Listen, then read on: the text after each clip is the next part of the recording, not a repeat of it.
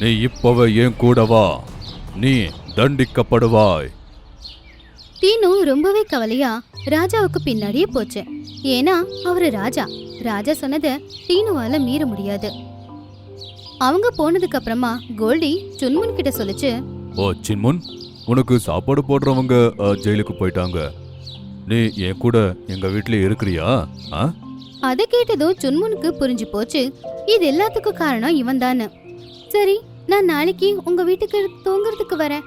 இப்ப நீங்க உங்க வீட்டுக்கு போங்க அப்படி சொல்லி அது அதோட கூட்டுக்குள்ள போயிடுச்சு.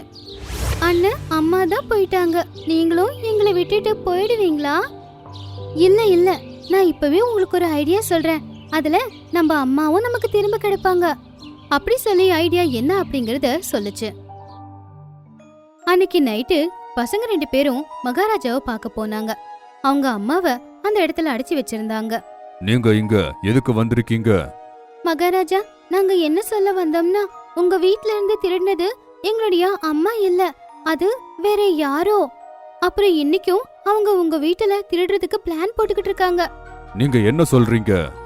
யார் அது? மகாராஜா, நீங்க முதல்ல எங்க கூட வாங்க. அவங்க வாயாலே நாங்க உண்மை எல்லாத்தையும் சொல்ல வைக்கிறோம். அதை கேட்டு மகாராஜா சிறையில இருந்த டீனுவை வெளியில கூட்டிட்டு வந்தாரு. அதுக்கப்புறமா எல்லாரும் சேர்ந்து டீனுவோட கூட்டுக்கு போனாங்க.